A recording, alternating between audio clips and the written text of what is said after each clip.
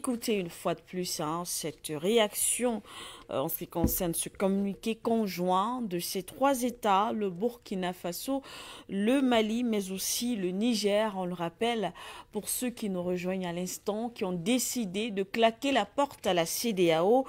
Docteur Yamb, alors tout à l'heure, le président Matomba faisait allusion à du moins les réactions d'un certain nombre de populations, les conséquences, l'impact d'une telle décision lorsqu'on connaît aujourd'hui la position qu'occupent ces trois pays, surtout dans la zone ouest africaine, lorsque ces trois pays décident non seulement de se retirer, voilà, on revient peut-être du G5 Sahel, mais aujourd'hui de la CEDEAO, on imagine que les conséquences seront quand même énormes sur tous les plans.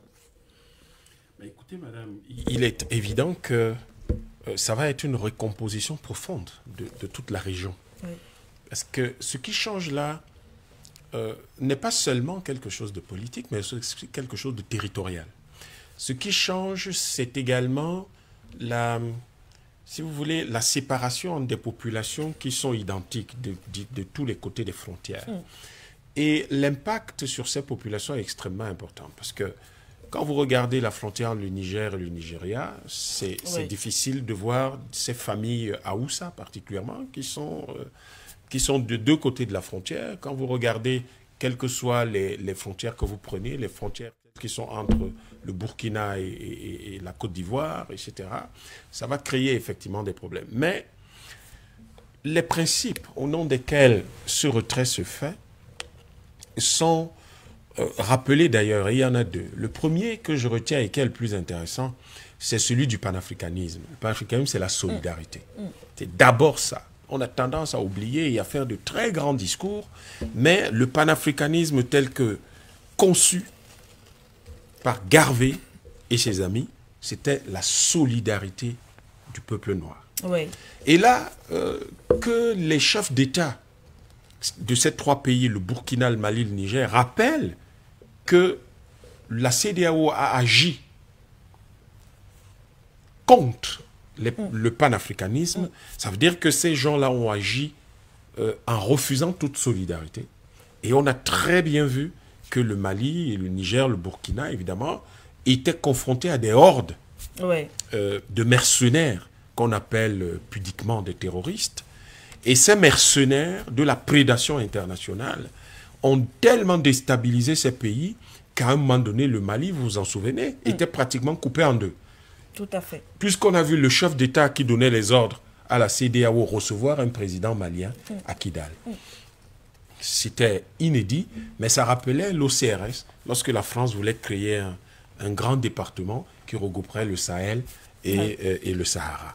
Donc, c'est des souvenirs très pénibles, hein, très difficiles, d'imaginer que vous êtes dans votre pays et vous êtes reçu par un chef d'un État tiers chez vous dans une partie de votre territoire, et qui vous donne clairement à comprendre que cette partie du territoire n'est plus le vôtre. Et le colonel Assimi Goïta a vécu ça. Il est arrivé à Kidal, on a même dû l'enfermer, et on lui a fait rebrousser chemin en lui disant il ne peut pas aller plus loin. Et on a entendu tous les projets de création des États de l'Azawad, particulièrement dans le nord du Mali, disant que les Maliens ne pouvaient pas s'entendre. Mais depuis que le colonel est là, avec toutes ses équipes, que ce soit le conseil lui-même avec les 6 colonels, mais le gouvernement, la représentation populaire nationale qui intègre tout le monde, on a bien vu que les Maliens peuvent s'entendre, peuvent discuter et sont en train de reconstruire, de réorganiser leur pays. C'est ce qui se fait au Burkina Faso depuis un certain temps, et c'est ce qui se fait également au Niger. Et on a fini par comprendre que cette méthodologie rapprochant les pays a permis en fait de se donner une base à partir de laquelle fonctionnent les dirigeants. Et cette base-là, ce sont les aspirations, les attentes du peuple. Mais de quel peuple parlons-nous? Nous sommes en train de parler en fait de 3 États. Lorsqu'on prend la CEDEAO, c'est à peu près 5,5 millions de kilomètres carrés.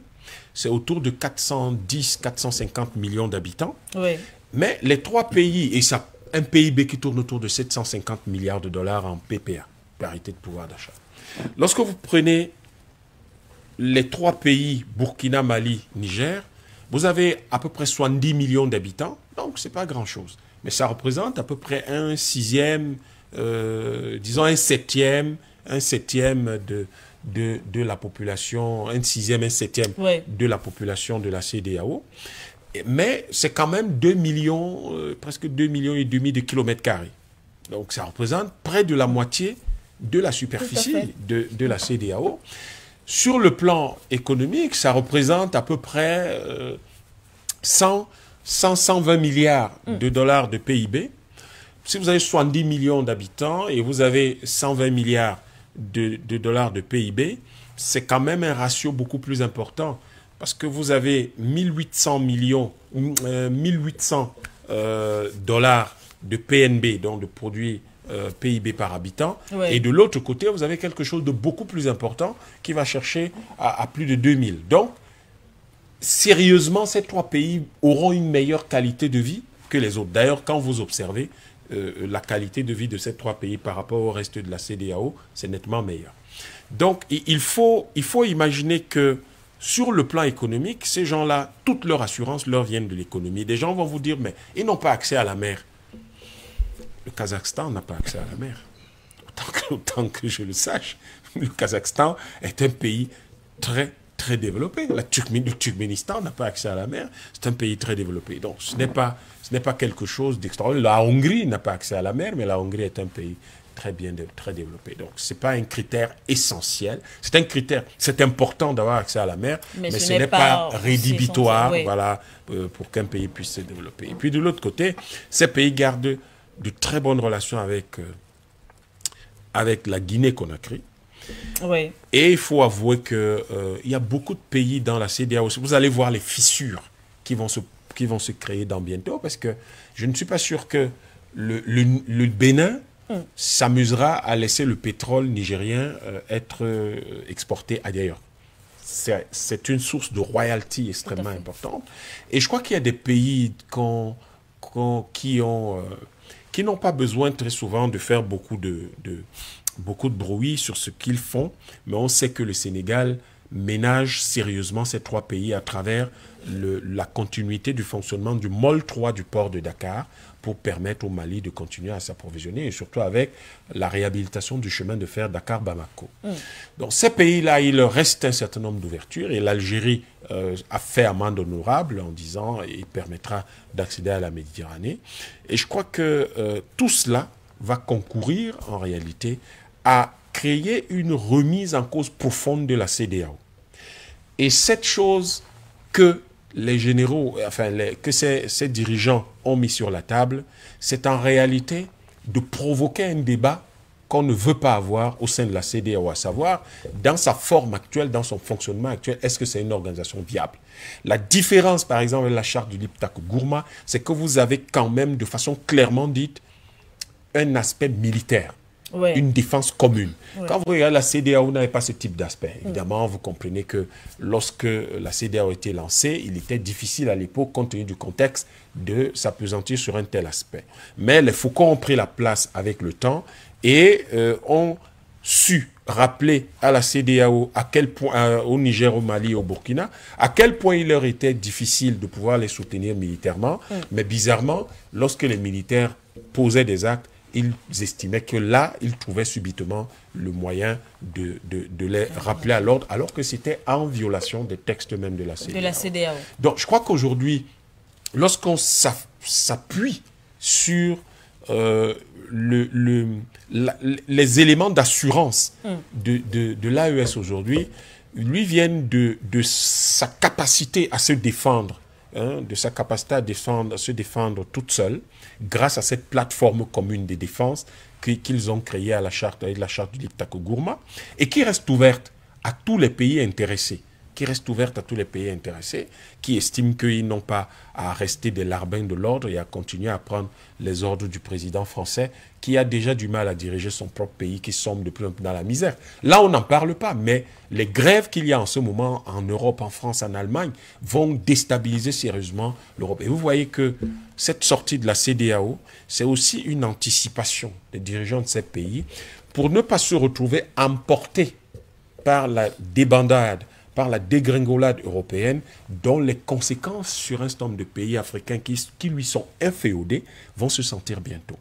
Donc, il y a là quelque chose qui, voyez-vous, nous permet de nous rassurer sur les choix et les options stratégiques de ces pays-là, qui, d'ailleurs, sur le plan des projets économiques annoncés, je crois que nous devrions nous arrêter et nous demander des gens qui sont sur des projets de centrales nucléaires, ceux qui sont sur des projets, là, par exemple, des usines de traitement des déchets miniers, des gens qui sont sur la reprise en main de tout un secteur stratégique comme l'uranium. Et on a vu dernièrement la tournée justement, et on voit ces partenaires qui sont de plus en plus tout autour de l'Iran, la Turquie, la Russie, la Chine et les Émirats arabes unis, l'Arabie saoudite, tous ces pays qui comptent, parce que c'est ça qu'il faut dire. Tous ces pays qui comptent aujourd'hui et qui font basculer le monde dans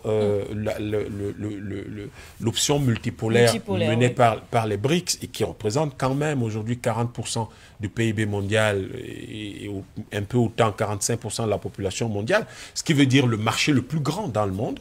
Et tout ça permet de nous dire que stratégiquement, les dirigeants de ces pays réfléchissent non pas au monde de 2024, mais au monde de 2050. Et cette projection appelle les peuples maliens, burkinabés et nigériens à se libérer leurs forces, libérer leur créativité, se donner une perspective longue et non pas les débats interminables de la CEDEAO qui n'arrivent pas à créer une monnaie depuis 1980. Ou assurer la sécurité. Assurer la sécurité de toutes les populations, qui ne voient pas du tout que lorsque 70 millions, un sixième de sa population est menacée, eh bien c'est tellement critique qu'il faudrait que les pays se mettent ensemble pour renforcer, pour étendre les missions de la CEDEAO vers des missions militaires. Mais pourquoi les gens ne le veulent pas? En réalité, c'est ça la question. Et pourquoi est-ce que les trois pays se retirent de la CEDEAO? Mais parce que ces pays, avec la charte du Liptako Gourma, vous vous en souvenez, l'idée d'une fédération est née. Effectivement, oui. En fait, l'idée de la fédération, on en discutait. Et puis, immédiatement après, il signe cette charte-là. Or, les deux éléments fondamentaux de cette charte-là, c'est d'abord la sécurité commune et ensuite une éventuelle fédération. Sauf que lorsque vous avez de telles idées et que vous avez des poids morts autour de vous qui ne peuvent pas suivre, vous êtes bien obligé de vous en départir pour pouvoir aller de l'avant. Et ça, c'est très important parce que la CEDEAO, c'est ce qu'elle n'a pas pu faire. Vous intégrez des éléments de sécurité militaire, vous êtes obligé de vous poser la question de savoir, cette sécurité militaire, on va la consolider, construire comment? La façon la plus sûre de la construire, c'est d'avoir une fédération. Et vous ne pouvez pas avoir une fédération sans avoir une monnaie. On sait aujourd'hui, sur la base des informations dont on dispose, qui sont des informations de première main. Forcément, il y aura une monnaie. Il ne peut pas y avoir d'autres étapes suivantes que la fédération et une monnaie. C'est pas possible. Si les trois pays s'arrêtent là tout de suite, vous voyez qu'il y a quelque chose d'inachevé. Il y a quelque chose d'inachevé. Nous sortons tous les trois de la CEDEAO, mais comment nous faisons pour être forts? Nous renforçons notre union. Et nous renforçons notre union à travers une fédération. Donc, nous créons un État, qui est un État fédéral, où les peuples, les pays restent tels qu'ils sont, mais avec un gouvernement qui est au-dessus des trois. Et nous créons notre monnaie. Parce que vous ne pouvez pas sortir de la CEDEAO et vous restez dans l'UEMOA. Comment est-ce possible? Vous ne pouvez pas avoir ce genre de relation avec des membres de la CEDEAO. Ce serait une contradiction et vous aurez tous les blocages de la planète pour pouvoir avancer. Donc, il est manifeste que là... il est même peut-être possible que cette monnaie est déjà créée parce que... Elle existe déjà. Lorsque vous faites... Les conséquences sont directes en fait. Elles sont immédiates. Parce que là, qu'est-ce que la CEDEAO va faire? Elle n'a que deux réactions possibles. Elle rentre dans une activité diplomatique pour demander à ces pays de ne pas se retirer.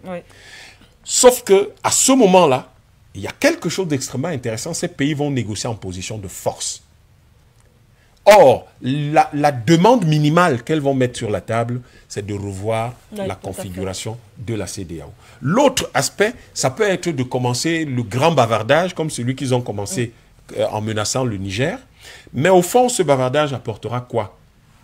Vous ne pouvez pas attaquer ces pays aujourd'hui parce qu'on vous a vu essayer, alors que le Niger a lui tout seul, avec 47 000 soldats, vous avez pu... Un seul pays a dit, je peux mettre 850 soldats en mission.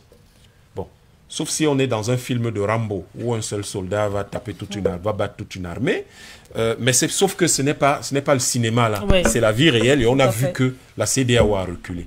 Et donc, aujourd'hui, je crois, madame, que ce qui nous attend dans les prochains jours, prochaines semaines et au plus tard, les prochains 3-4 mois, ça va être certainement... quelque chose sur la fédération, sur la monnaie, et sur un peu plus d'intégration économique, parce que, voyez-vous, la plupart des projets qui sont faits dans cette zone-là sont des projets qui sont pratiquement... qui concernent les trois pays en même temps. Et c'est ça qui est extraordinaire. Surtout que ces trois pays partagent plus ou moins les mêmes réalités. Absolument. Donc, on va peut-être demander aussi à la réalisation d'afficher les différents numéros de téléphone. Pourquoi pas, si le temps nous le permet, on prendra quelques téléspectateurs. Donc on va afficher les numéros de téléphone, voir à la maison, il vous suffira tout. N'oubliez surtout pas de vous abonner et d'activer la cloche de notification pour ne rater aucune de nos prochaines vidéos.